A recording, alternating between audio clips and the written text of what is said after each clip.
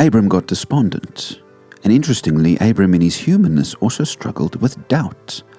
God made a promise to help Abram, but Abram didn't really want to allow himself to believe it.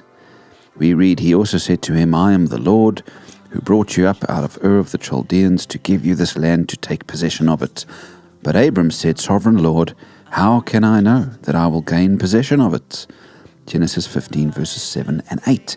Even though God has promised him great things, Abram has this self-doubt. He's human. He's not an angel. He has a mind and a way of thinking, and as he tries to work this thing out, he wonders if it could possibly be true. It reminds me of what Henry Drummond said. He said, Christ distinguished between doubt and unbelief. Doubt says, I can't believe. Unbelief says, I won't believe. Doubt is honest. Unbelief is obstinate. Abram here is not obstinate. He's not being stubborn. He's being honest. He's human after all. In fact, Mary said very much the same thing when the angel brought her the news that she would give birth to the Messiah. Remember, she said, How can I know that this is true? Abram's doubt here is, I think, rational. It's a wise thing, in fact, to say, How can I know that this is true? When we hear something from God. This reminds me of yet another quote, this time from Oswald Chambers again. He writes, Doubt is not always a sign that a man is wrong. It may be a sign that he is thinking. What would happen in your life if you just went along with everything instead of questioning and testing it?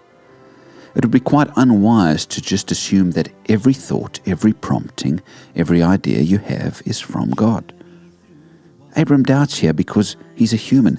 He needs to work things out. He needs to think and put things in place before he just acts on them.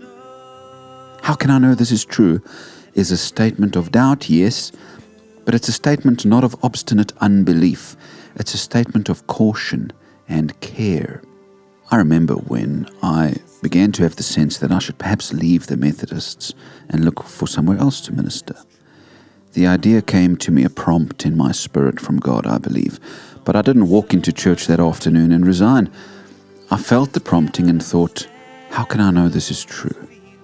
I doubted, and so I began to press into those doubts to see where God might be leading. Some people have this saying. They say, God said it, I believe it, it's done. And usually when they say that, people around say, Amen. Well, for Abram, God said it, and he doubted. He waited and saw God prove his words first. We're humans. Our understanding of God's revelation is, at its best, flawed. When we hear something that may be God, it's human to say, hang on, let's see.